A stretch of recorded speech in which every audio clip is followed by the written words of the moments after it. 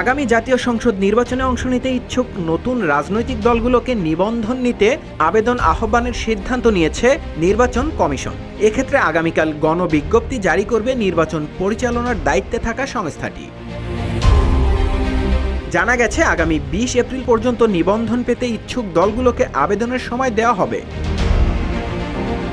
জানা গেছে আগামী 20 এপ্রিল পর্যন্ত নিবন্ধন পেতে ইচ্ছুক দলগুলোকে আবেদনের সময় দেয়া হতে পারে। এরপর যাচাই বাছাই শেষে শর্ত পূরণ সাপেক্ষে নতুন দলের নিবন্ধন দেওয়া হবে। প্রতি সংসদ নির্বাচনের পূর্বে নতুন দলের নিবন্ধন দিতে গণবিজ্ঞপ্তি দিয়ে আবেদন আহ্বান করে ইসি। এদিকে জুলাই বিপ্লবে নেতৃত্ব দেওয়া প্ল্যাটফর্ম বৈষম্য বিরোধী ছাত্র আন্দোলনের নেতারা সম্প্রতি জাতীয় নাগরিক পার্টি নামে নতুন দল গঠন করেছে। এছাড়া আরও কিছু নতুন দল হয়েছে এই সময়ের মধ্যে। বর্তমানে ইসিতে নিবন্ধিত রাজনৈতিক দলের সংখ্যা 54টি। নিবন্ধনের কার্যক্রম শেষ হলে এ সংখ্যা আরও বাড়বে বলে জানা গেছে।